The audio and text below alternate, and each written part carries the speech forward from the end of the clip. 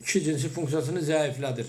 Hansı qidalardır? Əsasən karbohidratlarla zəngin olan qidalar. Bura nə daxildir? Çörəkdir, xüsusən ağ çörək, sonra makarondur, kartofdur, un məmulatlarıdır, şəkərdir, baldır, şirin meyvələr, tutaq ki, banandır, xurmadır, yəni İran xurması nəzərdə tutulur.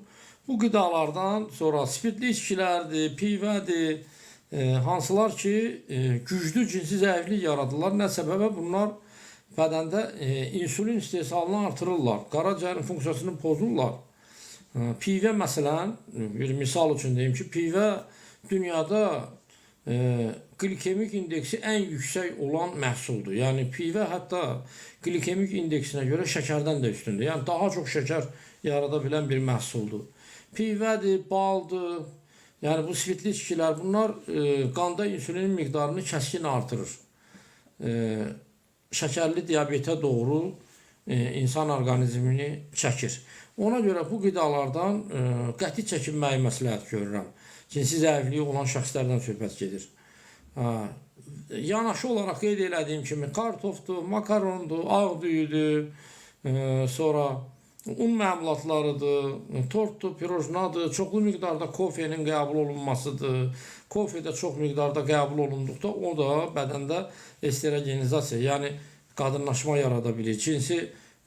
Kişi cinsi hormonunu bloklayır.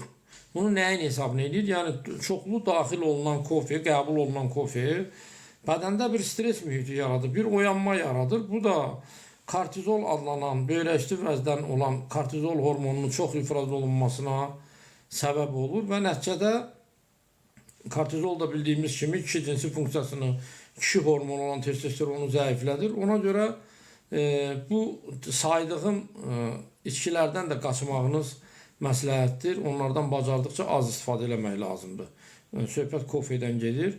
Amma bunun əksinə olaraq, məsələn, kakao adlanan başqa bir içki var. Ondan geniş istifadə eləmək olar. Nəyə görə? Kakaonun tərkibində çoxlu miqdarda maqnezium var və kişi cinsi funksiyası üçün ziyanlı deyil. Yəni ondan geniş istifadə